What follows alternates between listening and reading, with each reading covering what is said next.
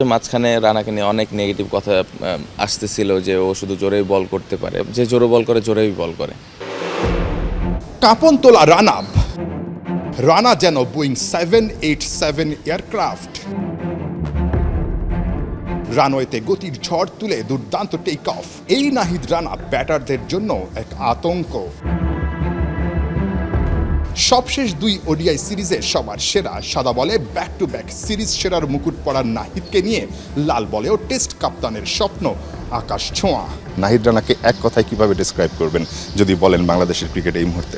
অনেক স্পেশাল। আমার মনে হয় যে এরকমই করার উচিত ছিল। 145 প্লাস বোলিং করা, এটা আনবিলিভেবল একটা ব্যাপার। নিজেকে ফিট রেখেছে, সো অনেক এক্সাইটিং। এবং আমার কাছে মনে হয় যে যখন অপোনেন্ট টিমের ব্যাটসম্যানরা ব্যাটিং করে, আমরা যখন ফিল্ডিং করি তখন এনজয় করি ওর বোলিংটা, যে ওরাও ভয় পায় অপোনেন্টের ব্যাটসম্যানরা। সো এটা একটা অনেক আনন্দের।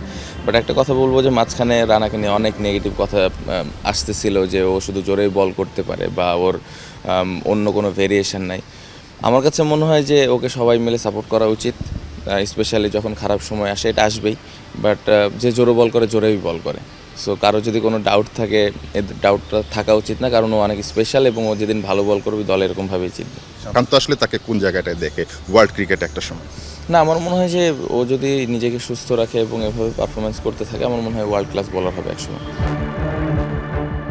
নাহিদ একদিন ওয়ার্ল্ড ক্লাস বোলার হবেন, শুধু গতির ঝড় না, মাথার খেলায়ও মুন্সিয়ানা দেখাবেন, এমনটাই বিশ্বাস করেন টেস্ট ক্যাপ্টেন। নাহিয়ান বিন জসিম, ৭১।